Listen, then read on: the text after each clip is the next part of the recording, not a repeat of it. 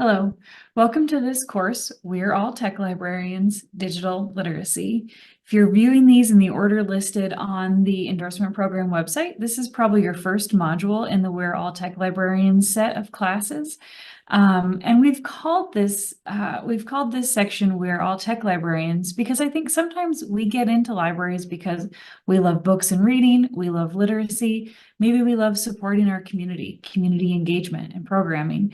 But the fact remains that technology is a humongous part of the modern public library. And so whatever your role in the library, we want to use this course and its modules to encourage you to engage with the technology that your library offers to your patrons and encourage you to make sure your own tech skills are up to snuff as you're helping people and how you model technology usage to those living and working in your communities. So a little bit about me first. My name is Samantha Bowers. I am the consultant for continuing education here at the State Library of Iowa.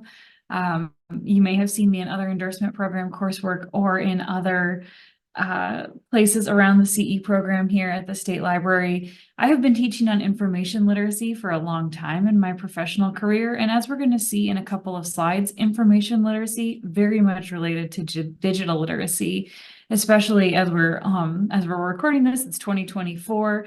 We're basically a quarter of the way through the 21st century, and I don't think it should come as a big surprise that technology and information go hand in hand anymore. What do I hope you are able to do after you're viewing this course? So our learning objectives on the slide here, we're going to spend some time talking about that definition of digital literacy from the American Library Association, or ALA. They list out 4 things that are part of the digital literacy: finding information, evaluating it, creating, and communicating it as well. So we're going to talk about how those different components of the definition of digital literacy play into your work in the public library. We're going to talk about technology services and programming that you can provide to your community to address the digital divide. We'll also, of course, define what the digital divide is. And we're going to talk about media mentorship, what it means for you to model healthy and productive uses of technology for the children, families, and really any patron that's using your public library. We also like to tie these courses, of course, back to our standards, the public library standards as put forth by the State Library. There's a whole section, standards 35 through 46, that talk about the virtual spaces and library access for technology that you provide. So these are things like internet-enabled devices, computers, tablets, that sort of thing, training your patrons on technology usage, budgeting for technology replacement, which we'll talk a little bit more about in a different module, and then different e-resources you might provide to your patrons as well. And I hope you can begin to see as we talk through what our standards are, how those relate back to what the American Library Association says digital literacy is. So here's that definition spelled out.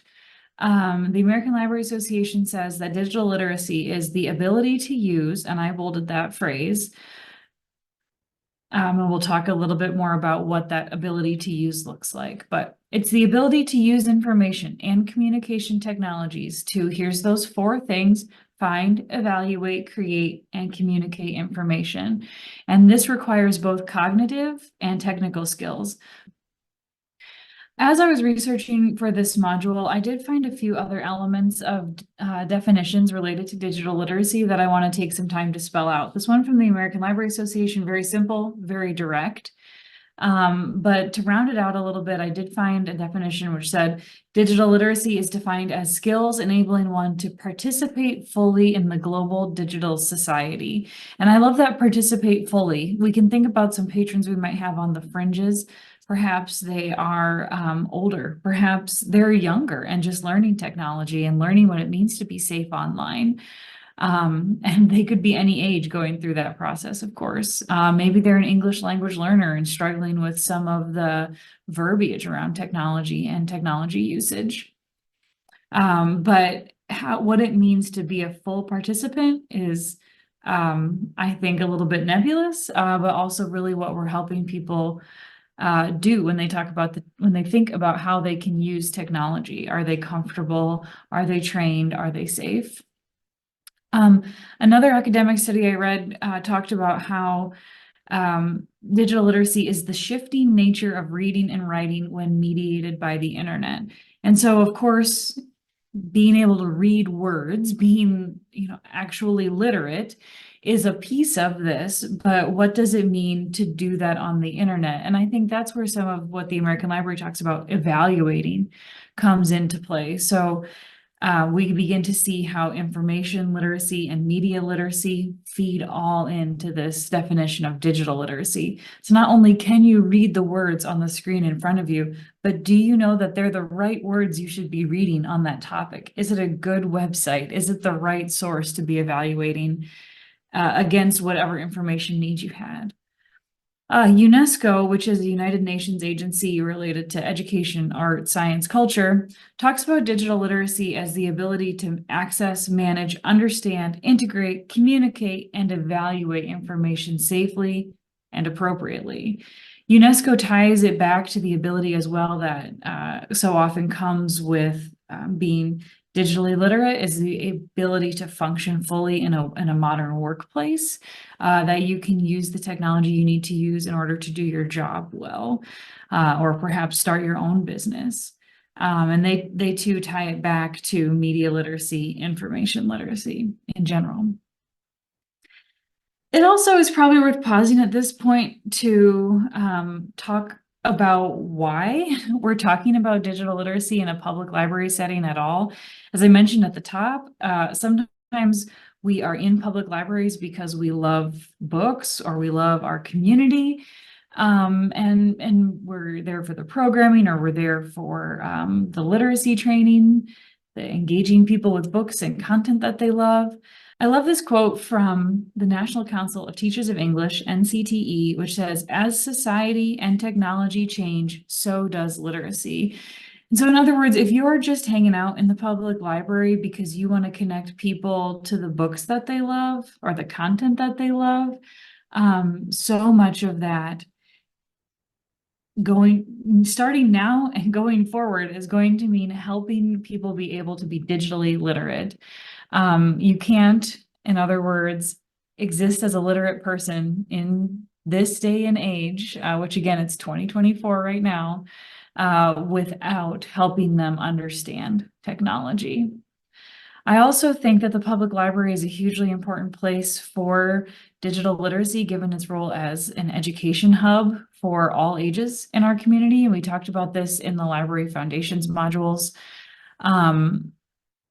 There's a study out which says that socioeconomic status is directly correlated to digital literacy skills. In other words, the more money you have, the more likely you are to be digitally literate, which hurts my heart as a public librarian a little bit, knowing that simply being born into a low-income family impacts a child's chances of becoming digitally literate, which as we already talked about from UNESCO, impacts their ability to succeed in the modern workplace.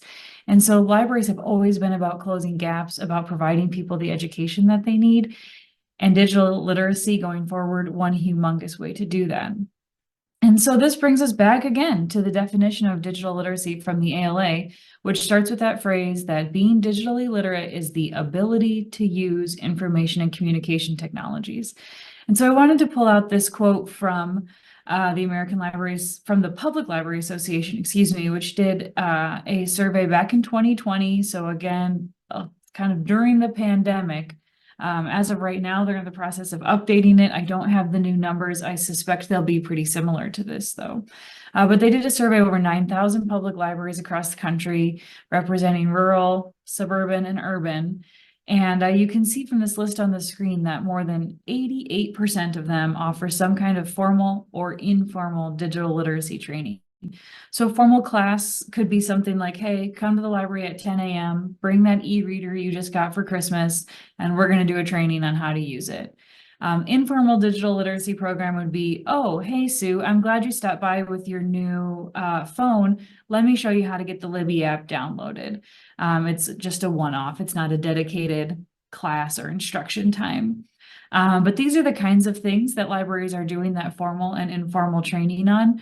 Internet use, online database use, social media, getting familiar with new technology. That's where I said that bring your new e-reader to class kind of thing.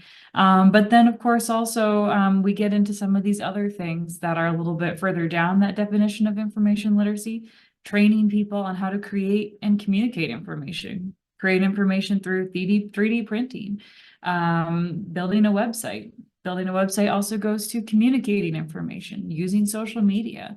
So I think you'll find you're in good company if your library is offering training on one of these topics. I'll also point out here that we do have a standard in our standards program, which I mentioned at the top as well. And this is standard 42. The library provides computer and or internet training for its customers, and 66% of Iowa public libraries indicated that they met this standard. So again, this is something that's really common in libraries. I imagine you're doing something along these lines in your library already. So let's talk through those 4 pieces: find, evaluate, create, communicate. So when we talk about finding information in the public library, I feel like this is something libraries have been known for a long time. You maintain an online catalog. You provide different databases for your customers to use. You maybe help them with a Google, construct a more productive Google search. But finding information, not new. Evaluating information is something that I feel like has really become a huge need in 2024, not just this year, but even previously. That, okay, once you find what you're looking for on the internet or even in a book that we might have in the library, how do you know that it's any good? I put up here a media bias chart. This isn't going to apply to every information need that walks through your front door, but I think a lot of them perhaps. This could be a good tool to pull out either in a program or with a patron who might have questions about, hey, I've been here and I should be reading something other than fill in the blank news source that I'm reading all the time. Can you recommend something else? And so you could come in here and see, all right, well, the thing you're reading is really leaning left. Let's find something that's leaning right and help you balance out. Or let's look for something here in the middle of this political bias chart. This is certainly not an endorsement of any of the news sources that you see on the screen here, but can be a tool to help you help your patrons evaluate news media.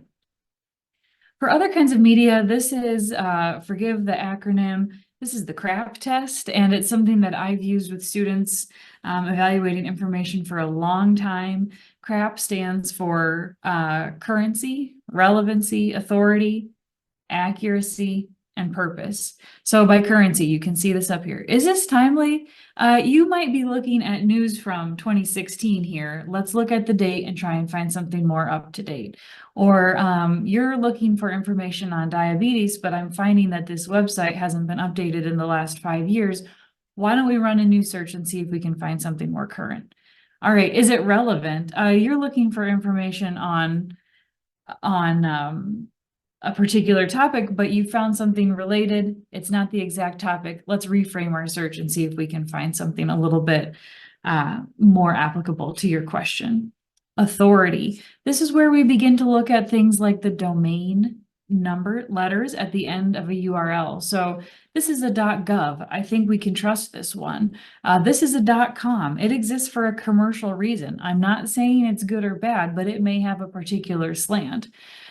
We can trust things like .govs a little more, particularly when we're looking for certain kinds of information. But also a .edu would be provided by an educational institution. You can see here, I opted for this source from the University of Chicago Libraries because I saw the domain was a .edu. If you do a Google search for CRAP test, you'll find all kinds of other sources, but I like this one because of the domain it came from. Accuracy, pretty obvious. Is this accurate? We might want to look up some other websites to compare the information to. And then the purpose. This gets to the authority a little bit too, but is it trying to sell you something? Is it trying to push a particular event? We can look at the About Us page to see where they're coming from. We may need to look a little deeper. Maybe we need to look at the parent company for that website. What are they trying to do? So media bias charts and something like the CRAP test, great tools for helping patrons evaluate information. For Create, this is such a fun one. This is where we can bust out things like digital media labs and maker spaces and programming around digital photography or photo editing. This is so much fun. We're helping patrons express themselves. We're helping patrons create new fun things about using the skills that they just learned. And I love seeing things like this happening in public libraries when I travel around. Communicate kind of goes along with that create, but I think this is stuff like helping patrons access a social media site if they need to. Again, your makerspace could have podcasting equipment or video recording equipment, but basically helping your patrons get the word out about the things that they've learned. The digital divide. So now, again, this kind of gets back to the why are we talking about this in a public library setting? I pulled this definition from the North Carolina Department of Information Technology because it has that training piece in, and I feel like anymore in 2024, that training piece is really what sets us apart. The digital divide is the gap between those who have access to technology, the internet, and digital literacy training, and those who don't. I also found a quote from the Urban Libraries Council that talked about the digital divide simply being you have internet access or you don't. I feel like that bridge is starting to dissipate a little bit, although we'll see not entirely. But the digital divide here, I think bringing that training piece in makes a lot of sense because you can have a phone and not have a clue how to do the right things you need to do on it. You can have a computer, but maybe you've never used a mouse because you've only had a phone in the past. Think of what a barrier to never having used a mouse would be in a modern workplace. These divides, as we'll see in the next few slides, are exacerbated by where you live. Urban settings tend to have better access than rural settings, and they're also exacerbated by income. Wealthier neighborhoods have better connectivity and offerings than poorer areas do. This divide also contributes to huge gaps. We talked about workplace literacy and workplace access, which then of course leads to income gaps and educational opportunities. Another important piece to touch on here is that more and more healthcare is going online. And so you need some of these skills in many cases in order to talk to your doctor. And so that can be a huge, have huge real life impacts. If you can't access the internet, if you can't access a device with which to call your doctor, that could have big healthcare implications for you as well. An example of some of these divides, sorry, the numbers on the screen are kind of tiny, but you can see here that the income gap illustrated on this slide. Broadband here is usually defined as 25 megabit speeds or higher coming down. And so almost all adults living in a household with $100,000 annual income, 95% of those people have a broadband subscription. Households that make less than $30,000 per year, not even 60%, 57% of adults. The other stat, which I want to point out here, is that adults in lower income houses are particularly likely to rely solely on a smartphone for internet access. So they don't have a home computer, they don't have a tablet, they only have a smartphone. They also probably then don't have a home internet subscription, so that if that smartphone is not at home, no one else in the household can access the internet either, which has implications for young kids and teens who are still in school.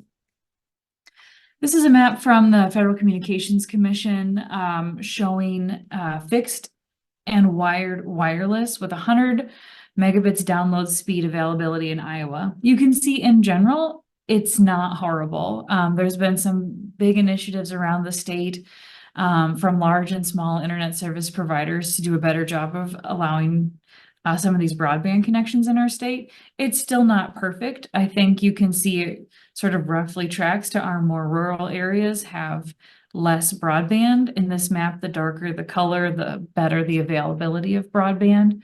There's also a newer tool out from the Office of the Chief Information Officer here at the state of Iowa that lets you check at an address by address level the amount of broadband options available.